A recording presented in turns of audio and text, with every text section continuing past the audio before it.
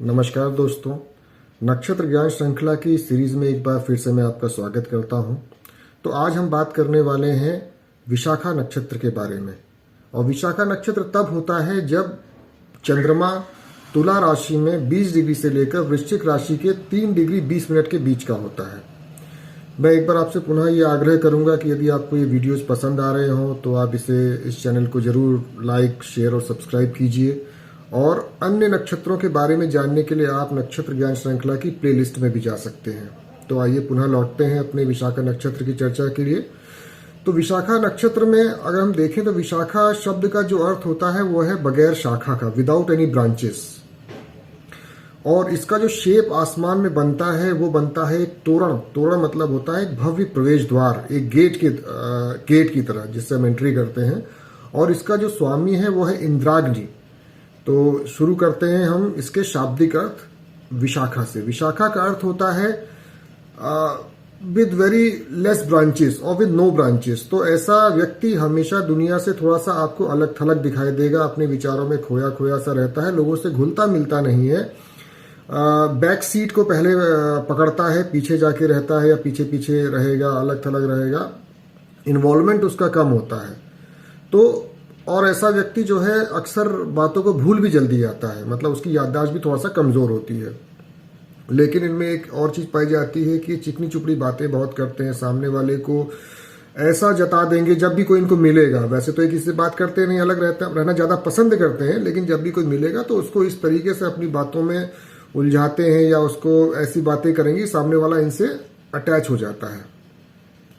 और दूसरों के राज जानने के इनकी काफी इच्छा होती है, उससे घुमा फिरा के किसी न किसी तरह उसकी अंदर की बातों को बाहर निकलवाने में माहिर होते हैं।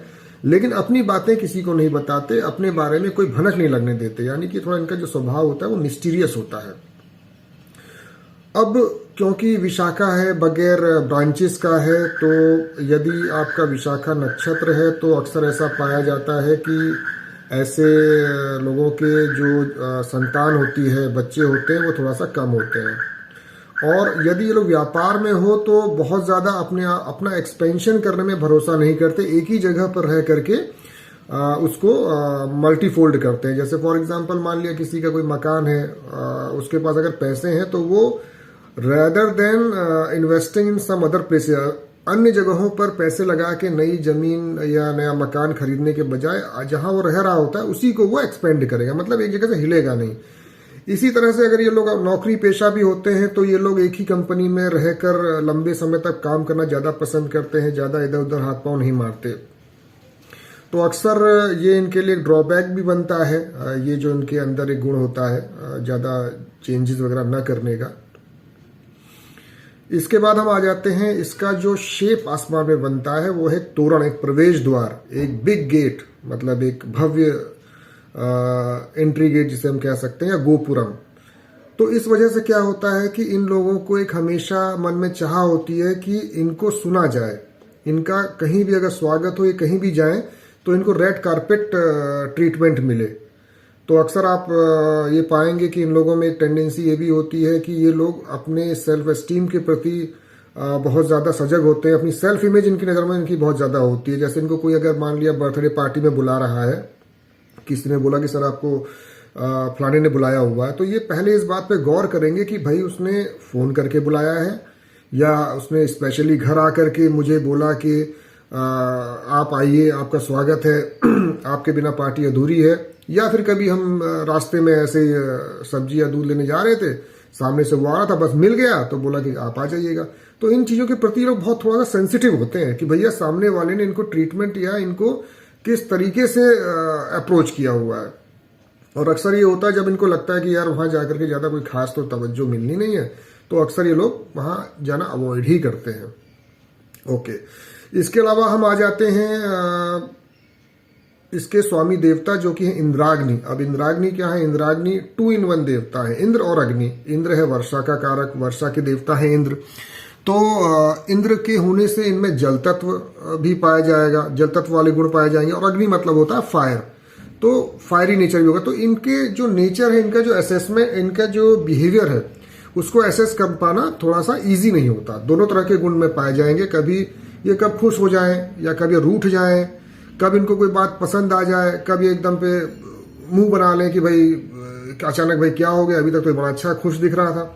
तो इनको जज कर पाना थोड़ा सा लोगों के लिए मुश्किल होता है। तो अक्सर ऐसी परेशानियां शादीशुदा लाइफ में आती है जहां पे बीवी या पति अक्सर समझ नहीं पाते, अरे भाई अभी तक तो ठीक चल रहा था सब, अचानक क्या हो गया। तो उसका एक कारण, अगर जनरल सिग्निफिकेशंस की बात करें तो उसका एक कारण जो है इस नक्षत्र का होना भी है। अच्छा, अब इसके बाद एक जो इनमें मेन प्रॉब्लम आती है इन लोगों में, तो वो ये होता है कि इन लोगों की अपने देवर या देवरानी से नहीं बनती। मतलब जो विशाखा नक्षत्र वाले हैं, और अगर लड़का है तो उसकी अपने साले और सालियों से ज्यादा नहीं बनती, खास तौर पे बड़े साले सालियों से। तो ये शास्त्रों में बताया गया है कि ये नक्षत्र में रिलेशनशिप्स के मामले में ये प्रॉब्लम आती है। इसके अलावा अब अगर हम इनके प्रोफेशंस की बात करें तो इनको वो प्रोफेशंस ज्यादा सूट करते हैं, या वो जगहें ज्यादा सूट करती हैं जहां पे अग्नि और जल दोनों का ही समावेश हो, क्योंकि इसका स्वामी मैंने बताया आपको इंद्राग्नि है। तो जैसे फॉर बैटरी बनाना, मौसम विभाग में काम करना, जहां पर बिजली बनती है, बिजली बनती जल विद्युत, जल भी है उसमें, विद्युत भी है उसमें, तो दोनों का ही समावेश है। तो इस टाइप के कामों में अगर ये लोग अपना इन्वॉल्वमेंट रखते हैं तो इन लोगों को वहां पर अच्छी सफलता प्राप्त कर सकते हैं। दूसरा, इनमें एक सबसे नेगेटिव बात ये भी पाई जाती है कि ये लोग कभी संतुष्ट नहीं होते।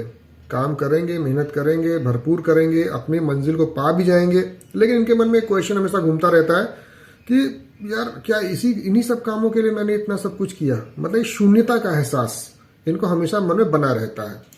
तो इसके लिए इनको भाई मेडिटेशन करना चाहिए, इसके लिए इनको थोड़ा सा प्रैक्टिकल होके चलना चाहिए। तो ये इनको सजेशंस होते हैं। तो ये तो थी सारी बातें जो मैंने आज आपको विशाखा नक्षत्र के बारे में बताई। उम्मीद करता हूँ कि आपको पसंद आई होंगी। तो अगले वीडियो में मैं आपसे अनुराधा नक्षत्र के बारे में बात करूंगा। तो तब तक के लिए मुझे आज्ञा दीजिए। नमस्कार।